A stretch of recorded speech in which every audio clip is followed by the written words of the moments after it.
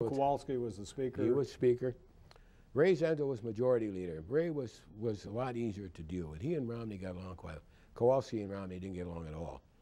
I had to deal with, I'm trying to think, was the number 2 fellow out of Flint. I got along with him. Because I was still active, although I was now legal advisor. I not only became, I still began to run, I still, after a while, ran all legislation other than budget. After I retired, we got, Bob McIntosh came in, but he left to take over commerce. He came in '64, and then government reorganization, he left.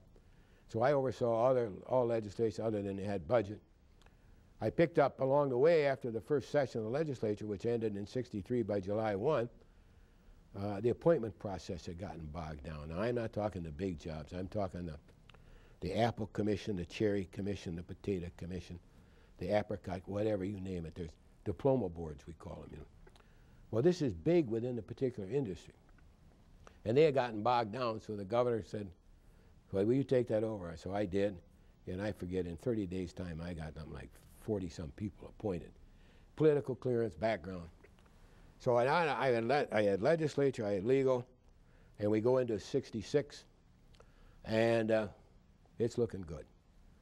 His polls are good. He's popular. So Romney is looking forward to 1968 to run for president. Particularly in '60s. Yeah, having survived '64, he immediately gets, here's a Republican from a major industrial state who survived the Johnson landslide. Life magazine, all the magazines have it. Dave Broder comes to Michigan to check out this guy Romney. He writes, he goes to Mackinac Island, you're going up next week.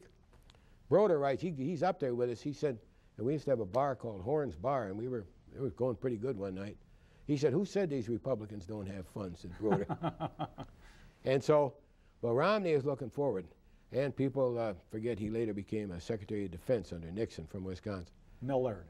He said, well, if Romney can get some coattails, well, so we go in '66.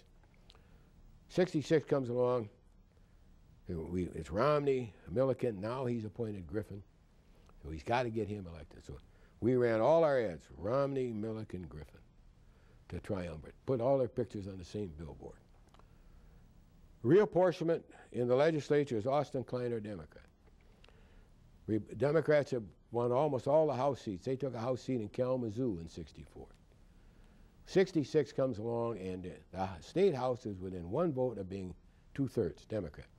We had one big fight on exemption for veterans from the property tax.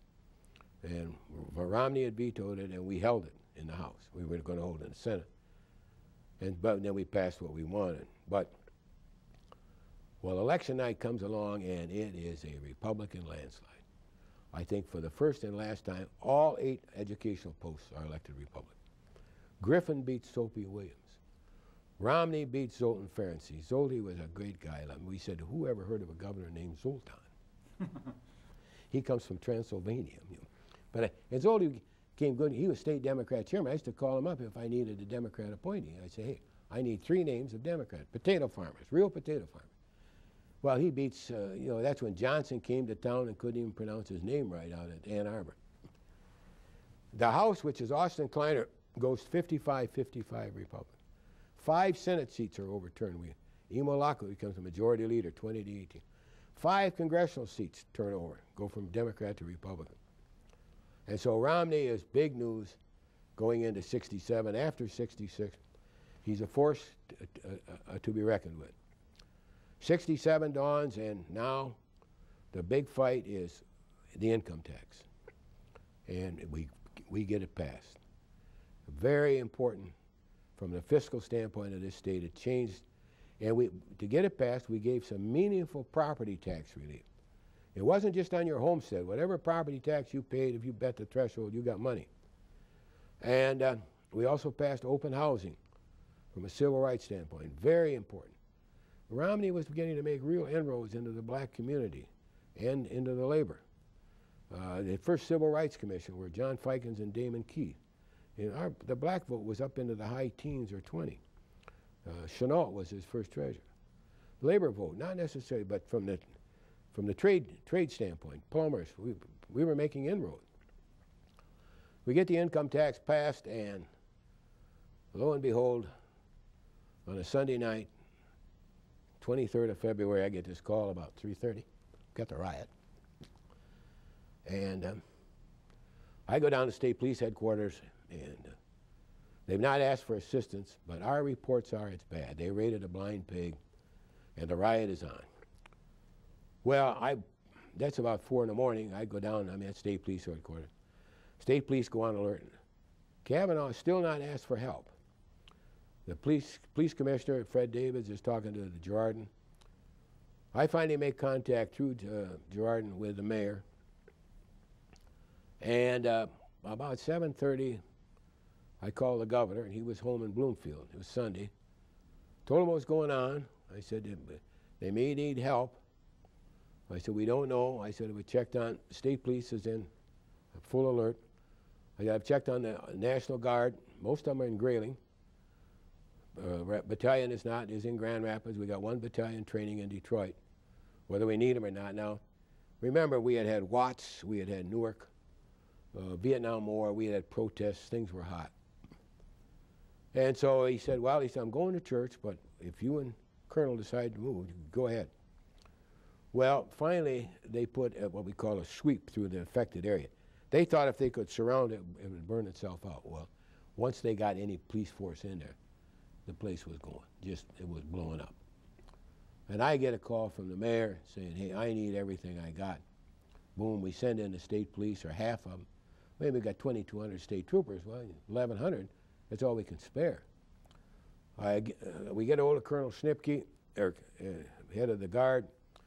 Said, keep that battalion on going there. We get some intelligence going. We do not have enough manpower, police-wise. Because Detroit, as distinguished from Newark or Watts, did not confine itself to one area. It's starting to blow up all over. So we get the National Guard. Now, those poor guys are up in Grayling. They've been in the field. We throw them on a truck, and we run them all the way to Detroit. They arrive at night. We get the Guard in Grand Rapids. They put them on city buses to get them to Detroit. We open up high schools to house these people. You got to feed them, you got to clothe them. And Romney is now down at police headquarters. Governor said, I want you here, so I took off in the late evening on Sunday in a helicopter with Chuck Harmon. We're supposed to land at some park and be Chuck Harmon was the governor's press secretary. We were supposed to land in the park. He puts us at Cobo Hall, the top, and says, I can't get into the park. I'm afraid of wires. We fly in, and I see these hundreds of fires burning all over. Here, it's just. We land, there's nobody there. Downtown Detroit is deserted. We finally find our way down. Chuck said, where we go? I said, we got to get over here on Gratiot. We're going up to Bobby in the police station. There isn't even a drunk on the road. Nobody. All of a sudden, a squad car pulls up. There's 4 plainclothesmen in there, 2 of them sitting with shotguns. Guy throws out a badge. He said, what are you two guys walking the street? Don't you know there's a riot? I said, yeah, we want to go to state police headquarters now. Told him, okay, get there. They're composing a wire because now we got enough. We can't, even with the Guard, control it. Breaking out on the west side, downriver. It's all over. And at this time, how many days has the riot been going on? Well, it started early Sunday morning, about 3 o'clock. Okay. This is now Sunday night. Sunday night. Okay. So it's about 24 hours. Yeah, going into Monday. We got to have troops. There's no 2 ways about it. We need more manpower. And we're throwing people in jail, putting a $100,000 bond on. I had written executive orders, curfew, no gasoline dispensed, only into 5 gallons into your tank of your car, no liquor sold in 3 counties. I made fortunes for guys in Livingston County and St. Clair who were selling beer on Monday by the case at 3 times its value. And I get there, and the governor and the mayor are composing a telegram to the president requesting assistance.